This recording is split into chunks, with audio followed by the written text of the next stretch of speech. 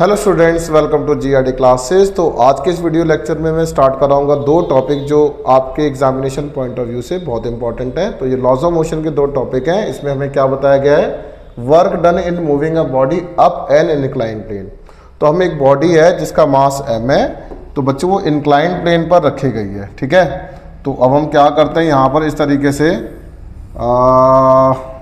से हम यहाँ पर ड्रॉ करते हैं, कोई दिक्कत नहीं है, फिर से बना देते हैं इसे। तो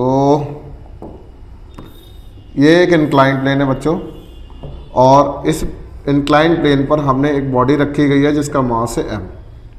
अब मैं यहाँ पर इस पर फोर्स लगाऊंगा इसको ऊपर ले जाने के लिए, तो यहाँ पर जो फोर्स लगाई जाएगी वो F है, क्योंकि मोशन फिर इस डायरेक्शन में होगा। और ये इंक्लाइन प्लेन पर जो है ये बॉडी रखी गई है, उसका एंगल थीटा है। नीचे की तरफ एक फोर्स लगेगी बच्चों mg। क्यों? जब हम इसको ऊपर की तरफ फोर्स लगाएंगे तो फ्रिक्शन फोर्स जो काइनेटिक फ्रिक्शन है वो पीछे की तरफ लगेगा, क्योंकि अप्लाइड फोर्स के जो मोशन हो रहा है इस डायरेक्शन में, उसके बैकवर्ड डायरेक्शन में काइनेटिक फ्रिक्शन लगेगा। अब ये जो इंक्लाइन सरफेस है, नॉर्मल रिएक्शन R इस तरीके से लगेगा, सरफेस के परपेंडिकुलर होता है। अब mg के हम दो कंपोनेंट ब्रेक कर देते हैं, एक इसी एंगल थीटा पर, तो ये बनेगा mg cos थीटा, और यहाँ पर बनेगा बच्चों इस डायरेक्शन में mg sin थीटा। तो मैं क्या देख पा रहा हूँ कि mg sin थीटा और फ्रिक्शन की डायरेक्शन एक तरफ है और बॉडी का जो मोशन है वो दूसरी तरफ है। तो ये इन दोनों का सम इस फोर्स के हिसाब से एडजस्ट कर देते हैं। तो F कितना हो जाएगा बच्चों, FR के प्लस में mg sin थीटा, ठीक है।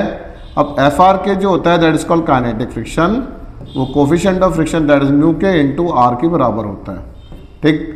तो that is mg sin theta. Clear हुआ? यहाँ पर हमें पहले बताया ना, काइनेटिक फ्रिक्शन जो होता है दैट इज म्यू के times into R, that is coefficient of kinetic friction. ये इक्वेशन नंबर 1 हो जाती है। अब R जो है ये किसको बैलेंस कर रहा है, mg cos थीटा को बैलेंस कर रहा है।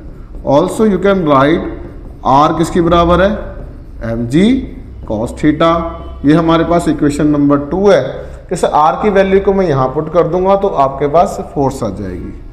Put equation number 2 in 1, you will get F which is equal to mu के times mg cos theta plus में mg sin थीटा।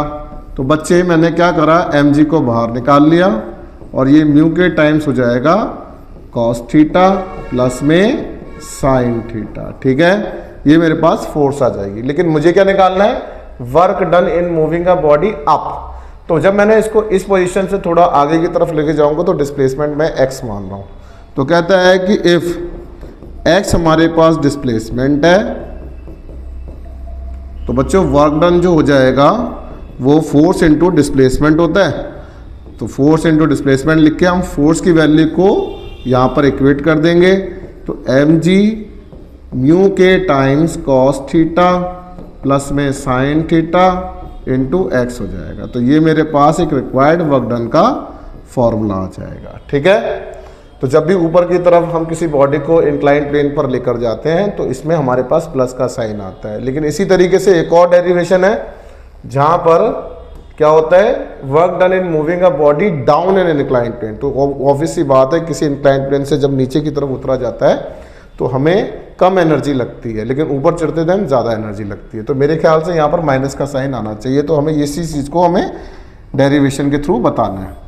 तो ये इस तरीके से यहाँ पर हमने एक इंक्लाइन प्लेन ड्रॉ किया है बच्चों, ठीक है। इसका एंगल हम थीटा मान लेते हैं और यहाँ पर हम एक बॉडी जिसका मास m है उसको नीचे की तरफ स्लाइड डाउन कर रहे हैं। तो इसका मतलब है मोशन बॉडी का यहाँ पर होगा तो फोर्स इस डायरेक्शन में लगेगी, और जो काइनेटिक फ्रिक्शन है वो इस डायरेक्शन में लगेगा सरफेस और बॉडी के लोअर पार्ट के बीच में, that is kinetic friction FR के, ओके। अब बॉडी का नीचे mg की फोर्स नीचे perpendicular to the plane of paper, और इंक्लाइन प्लेन पर यहाँ पर नॉर्मल रिएक्शन R बन जाएगा।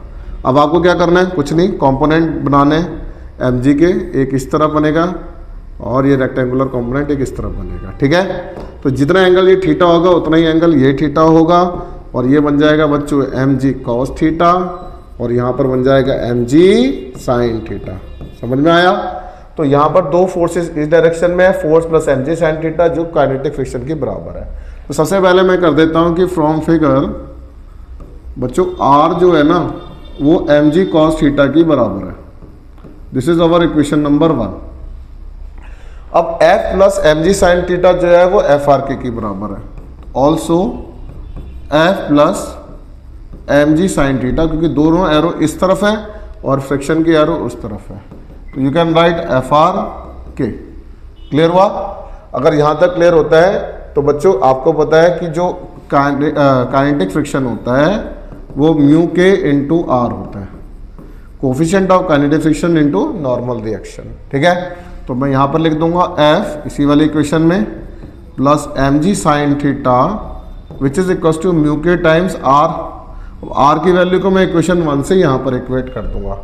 ओके, तो using equation number 1 we can write F plus में mg sine theta equal to mu के times mg cos theta. Clear? अब इस वाली बात को उठा के हम उस तरफ लेके जाते हैं, तो फोर्स हो जाएगा म्यू के mg cos theta minus of mg sine theta. ठीक है बच्चों, यहाँ से mg बाहर निकाल लीजिएगा कॉमन, तो म्यू के cos थीटा, देखो माइनस का साइन आ गया ना, माइनस का साइन का मतलब है कि फोर्स कम लगती है। ठीक है, अब वर्क डन जो हो जाएगा वो फोर्स इंटू डिस्प्लेसमेंट होता है। डिस्प्लेसमेंट हमारे पास अगर x है तो यहाँ पर x से मल्टीप्लाई कर दो, आपका वर्क डन आ जाएगा। तो म्यू के cos theta minus of sine theta which is our required result. तो आई रिक्वेस्ट कि इस रिजल्ट को ढंग से याद करके इसके जो पार्ट है ना, एक एक फिगर का जो एक एक पॉइंट है ये आपको इसी तरीके से ड्रॉ करना है। तो आज के लिए इतना ही, फिर मिलते हैं। Thank you very much.